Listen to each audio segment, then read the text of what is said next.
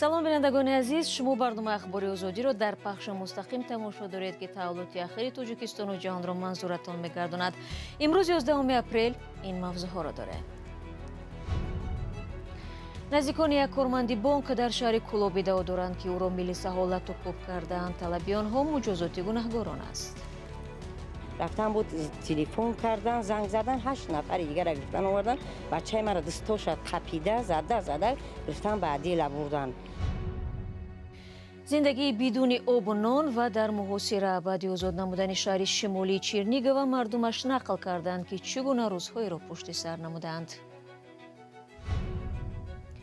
و ساکنان محله در دوشنبه از تخریب منزل‌هایشان نگرانند، زیرا کسی از مسئولان برایشان نمیگویند که تقدیر باشندگان چی میشود. پیشی من رفتم بچه مومالی رفتم رستم مومالی رفتم شکایت رفتم بسیاری رفتم 90 کس 100 کس زیاد رفتم.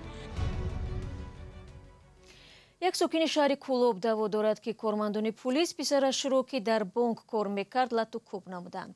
پوچوبی نعیمова میگوید فرزند او بعد از آن مورد حضور لطوکوب قرار گرفت که نتوانست پول کارمندان پلیس را بدهد.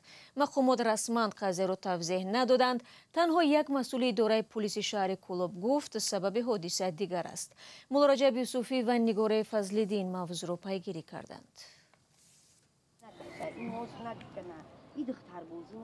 فرزند این زن 5 روز است که در بیمارخانه معروف به قریه بالای دوشنبه بستری است.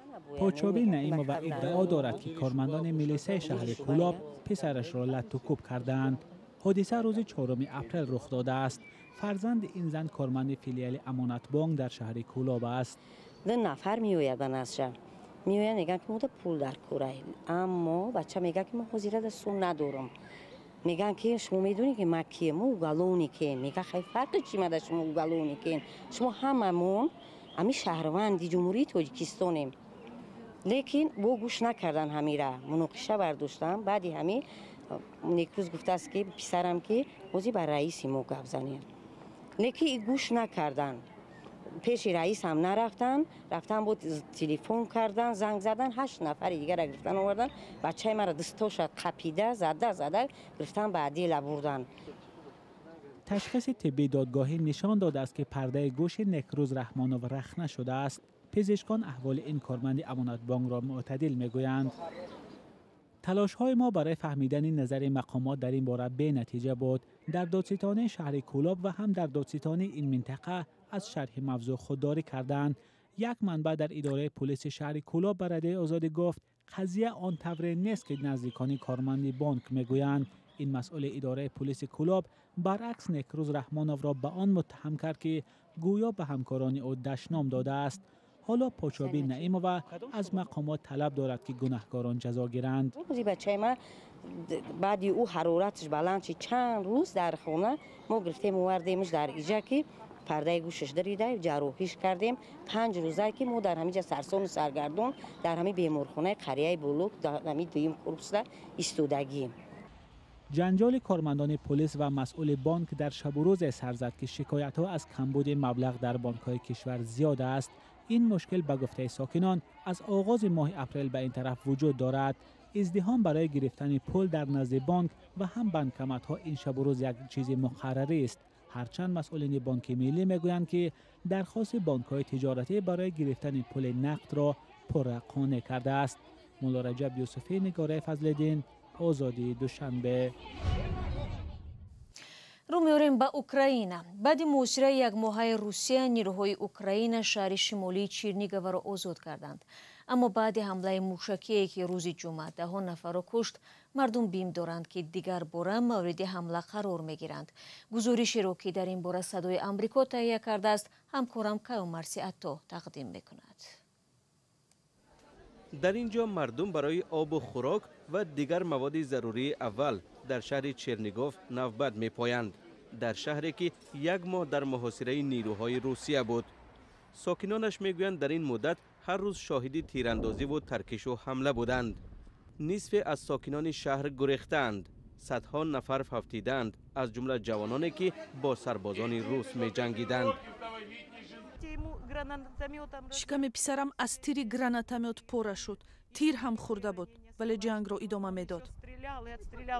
سه کارمندان این شفاخانه یا گریختند یا بینشان هستند. متصدیانش میگویند برای شمردن جسدها وقت زیاد لازم می شود. بیناهای استقامتی زیادی ویران شد. خرابه‌ها را پاک نکردند. همچنین در دیهات اطراف خانه‌های زیادی ویران گشته است و فکر می‌کنم که از زیر آنها جسدهای زیادی پیدا کنند. مردم در تهخانه‌ها زندگی می‌کردند.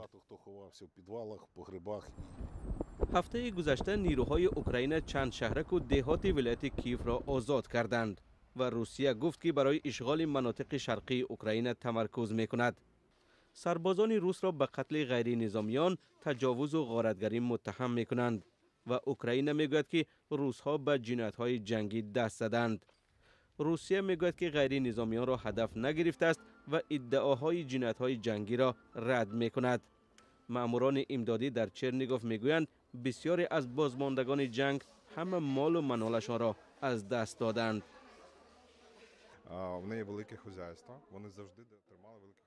پری روز یک زن آمده گفت که خواجگی کلانی داشته 100 مرغ، 4 خوک و 3 گاو. سربازان روس آمده همه شو رو کشتند و هیچ چیز نموندند. او میگریست. طبیبان میگویند علاوه بر فقر و مرگ و مجروحی، محاصره سبب آسیب دائمی روانی مردم شده است. با عقیده من مردم اینجا هرگز دیگر احساس امنیت نخواهند کرد، زیرا منتظر تکرار حادثه خواهند بود. این جنگ قطعا ما را دیگر کرد.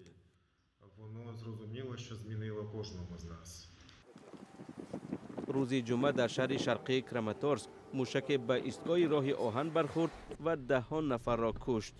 مردم چرنیگوف میگویند شدت گرفتن وضع ترسناک است و ممکن است به آنها دیگر باره حمله کنند.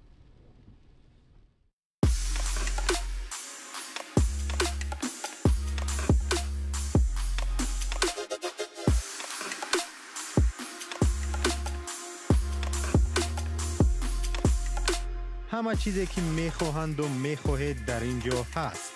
تازه ترین اخبار، گزارش های ویدیویی، شرح حادثه و تحقیقات ژورنالیستی. زمینه رادیو آزادی را نصب کنید و همه این را با انگشت زدن به تلفن هوشمند خود به دست بیارید. شما برنامه اخباری رادیو آزادی رو تماشا دارید. دادگاه روسیه مهلت بازداشت 4 مهاجر توجیک رو که ماه نوامبر سال گذشته جای اقامتشان را آتش زده بودند تا 12 ایون امسال دراز کرده است.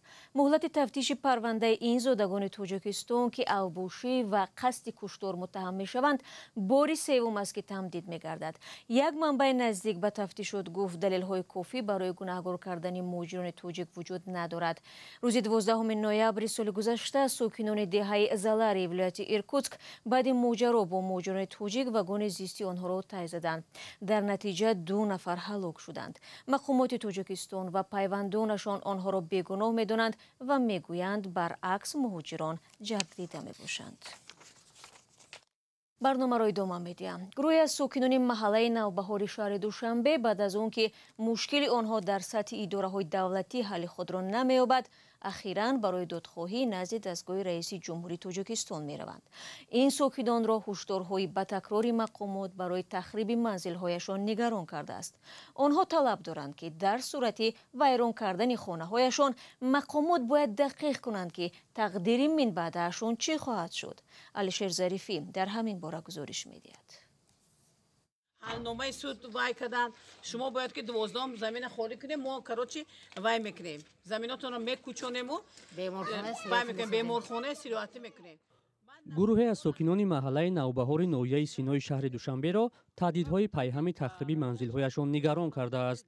آنها میگویند صبح 6 اپریل برای دادخواهی نزد دستگاه رئیس جمهوری تاجیکستان رفتند ولی از این نهاد پاسخ مشخصی دریافت نکردند.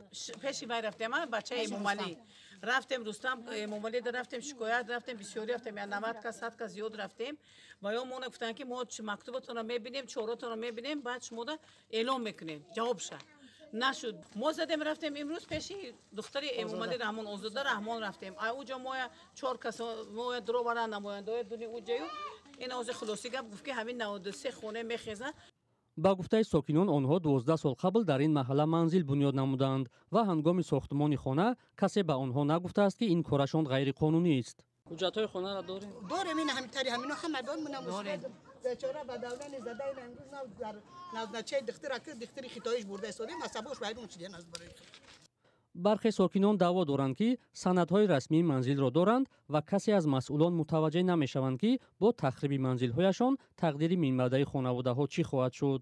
ман се рӯз як ҳафта мешава даҳани рӯза гуфти ки соҳо овла када квартира мекунам охи ҷо надорам ки биравам ман куҷо меравам мақсад. дар шӯъбаи сохтмон ва меъмории ҳукумати ноҳияи Сино гуфтанд аз нигаронии сокинон дар мавриди тахриби манзилҳояшон хабар доранд, вале бунёди беморхонаи сироятӣ низ дар маҳалла аз солҳои 60-70 дар нақша будааст ва баъзе сокинон ғайриқонунӣ онҷо манзил бунёд кардаанд. қарор аст ҳудуди 93 хона ки дар атрофи сохтмони нотамоми беморхона аст тахриб шавад. бархе сокинон мегӯянд дар ивази тахриби манзилҳояшон бояд ба онҳо баробар ба арзиши хонаҳояшон ҷубронпулӣ дода шавад ё дар ҷои дигаре ба манзил таъмин шаванд.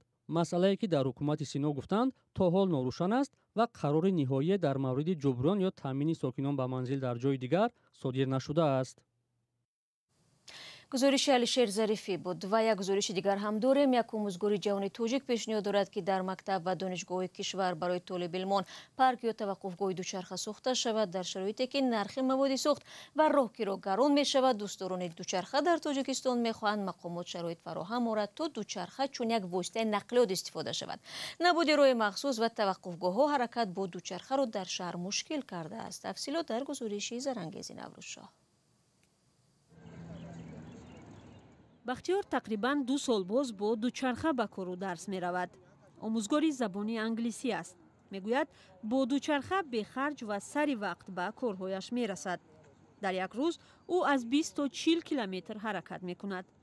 худи ман дар автобусҳо маршрутҳои дигар нишаста наметавонам. агар ҳолатҳои маҷбурӣ бошад мумкин дар дигар ҳолатҳое ки зарур нестанд бештари вақт ман бо дучарха меравам ҷойҳои зарурӣ.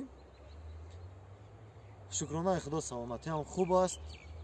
пешниҳоди ман ҳамин ки ҷавонон бештар хусусан занон падарону модарон ва инчунин духтарон низ бисёртар ҷалб карда шаванд. бахтиёр ба мақомот пешниҳод дорад ки барои ҳаракати дучархаҳо дар шаҳр шароит фароҳам кунанд ва дар назди донишгоҳҳо таваққуфгоҳҳои дучарха бисозанд. бо сабаби набуди таваққуфгоҳ ӯ 2 бор дучархаашро гум кардааст. хушбахтона дар шаҳри азизамон дӯстдори дучархаронӣ хеле ҷавонон бисёр шудаанд. дар роҳрӯ ман онҳоро мебинам ва мутаассифона дар ягон донишгоҳи душанбе фикр мекунам ки парки велосипед нест. дар гузашта ҳам пешниҳодҳо барои ба кор омадан бо дучарха ва сохтани шароит барои дучархасаворӣ садо додааст. Я посчитал, грубо говоря, ман ҳисоб кардам ки дар як моҳ тақрибан барои аз хона ба кор рафтан дар масофаи масалан 20 километр тақрибан 2 литр бензин сарф мешавад. ҳисоб кунед дар як сол шумо 800 литр бензинро барои равоо ба кори хона сарф мекунед. ин дар ҳоле ки шумо метавонед бо ҳаракат тавассути дучарха дар ҳамин масофа маблағи зиёдеро сарфа кунеду ҳаворо тоза нигаҳ доред.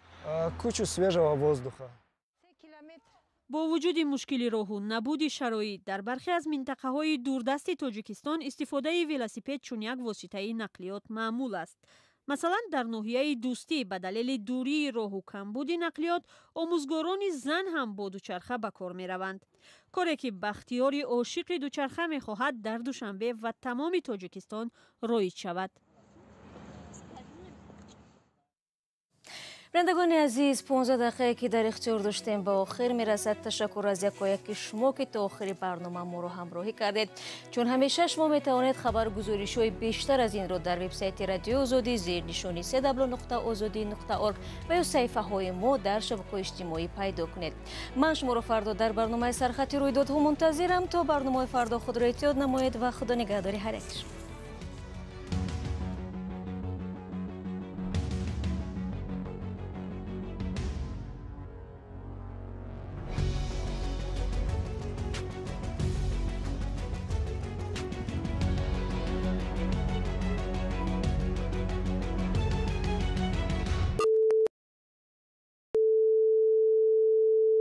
This is Radio Free